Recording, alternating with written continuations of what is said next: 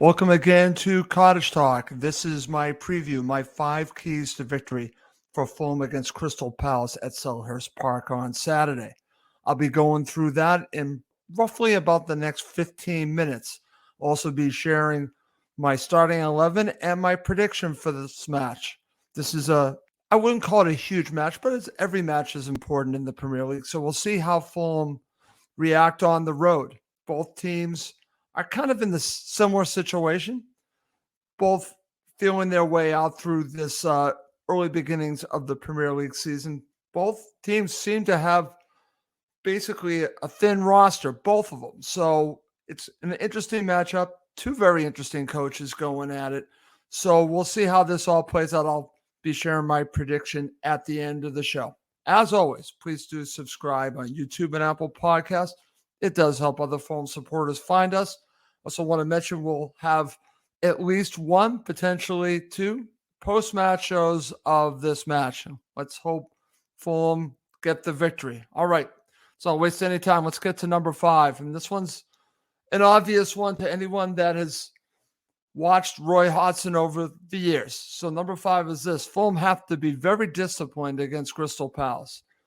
You will expect a team that will be well drilled. We're talking about Crystal Palace. Of any team that is under Roy Hodgson, this is what you're going to expect. This is more to do than limiting mistakes because you want to play mistake-free, but you have to be disciplined playing against this team. This team, as we've seen in the past, can counterattack. If Fulham have the majority of the ball, you have to be wary of the counterattack. There's no Zaha, but they still have several dangerous players that you need to be worried about. So Fulham need to be aggressive going forward, but they have to be disciplined getting back. They can go forward, but they have to come back. Everyone has to do their responsibilities. You cannot be that one player that is just not doing their job. Everyone has to do their job against a team coached by Roy Hodgson.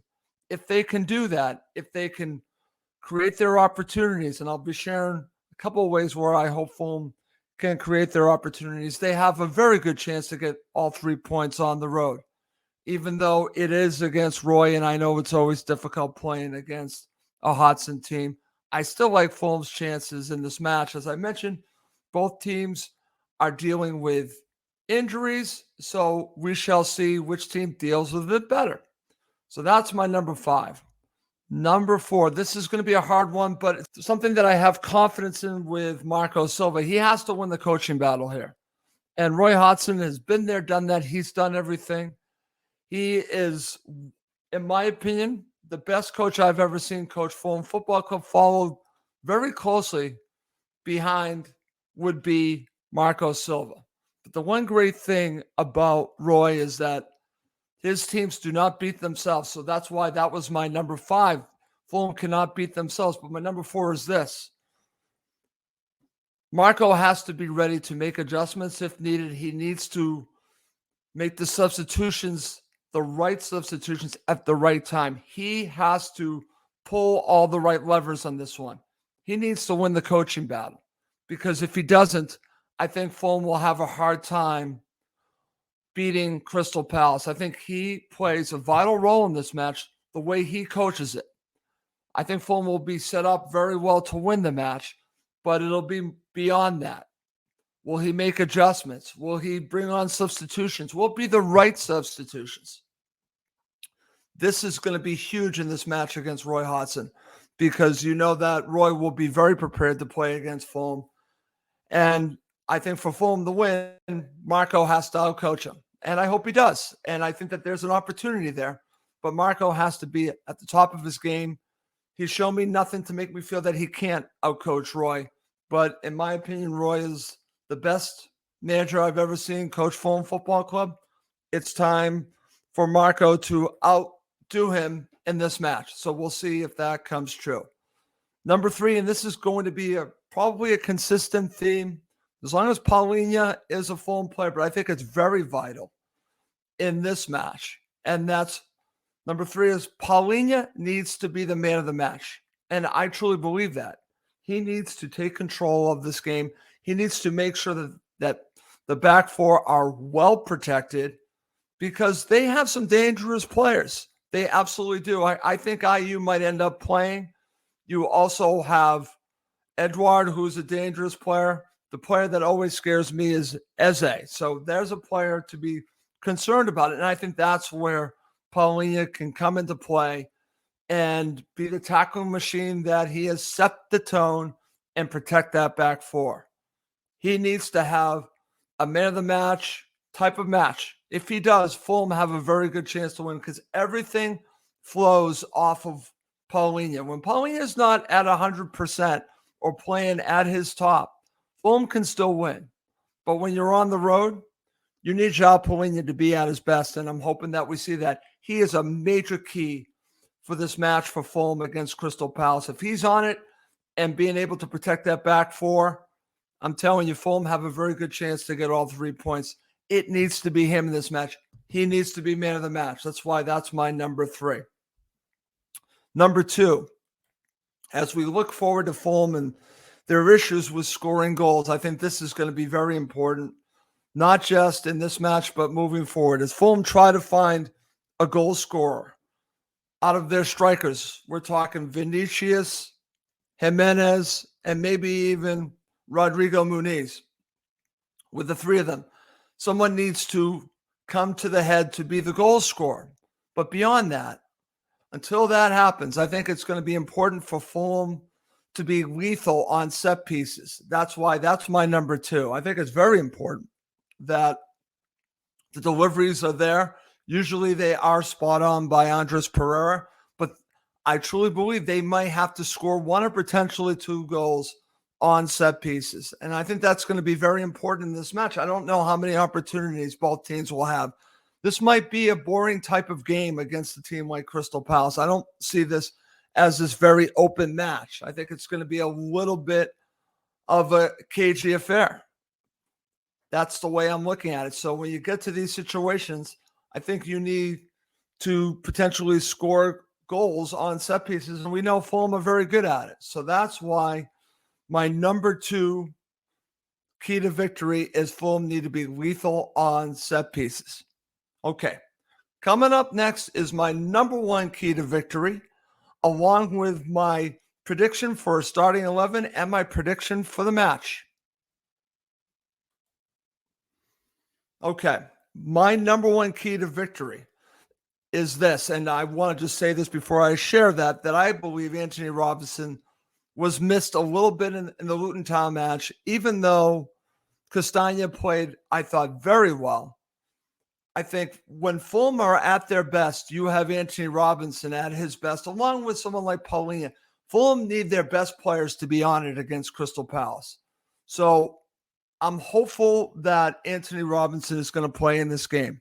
And I think he sets everything up by going forward, along with Kenny Tete.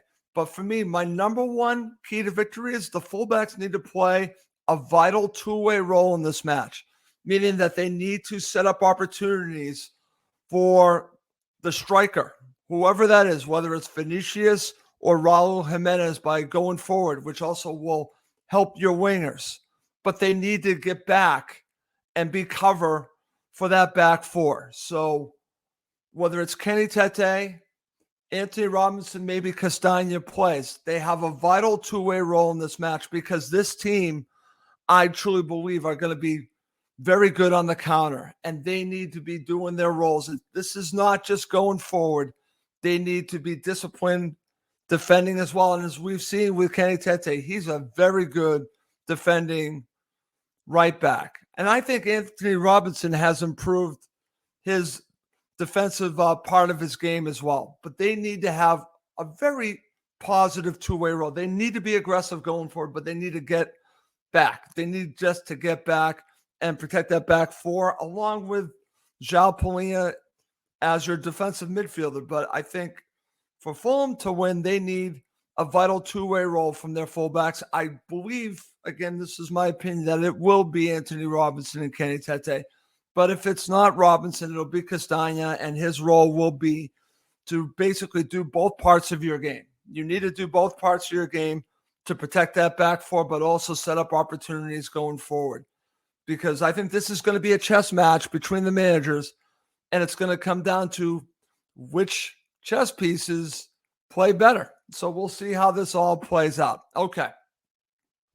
So let's now go to my predicted starting 11 for Marco Silva. This is what I'm predicting he will do. It'll be Leno, Tete, Robinson. I believe he will go with Diop and Ream. However, I would go with Calvin Bassey in this match, but this is what I'm predicting Marco will go with. I'm going to say in the middle, it's going to be Paulinho, Reed, and Pereira. On the left, I'm going to say he's going to go with Willian. And on the right, I believe he will go with Harry Wilson.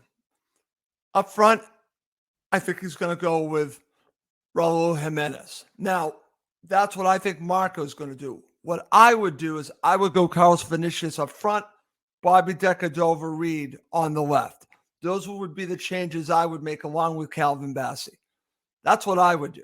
But I'm giving you what I believe Marco's going to do. I still think if he went with the starting 11 that I'm predicting he will go with, I think it's good enough to win this match. But I want to see something a little bit different. I think Vinicius has earned an opportunity to start in this game. And I think you're going to need his hold-up play. And nothing against Jimenez, but I don't think he gives you the same hold-up play. I would go with Vinicius. I think he's going to go with Jimenez. So those are my thoughts on that. And also, when you look at the situation with Willian, I feel more comfortable going with a player that I think you can really count on at this point, and that's Bobby Decordova. That's why I would go with him, but I have a feeling he's going to go with Willian. Okay, so that's going to leave for my prediction for the match. So I've given this some thought, and it's easy to predict 1-1, 2-2, even 0-0, but I'm not going to do that.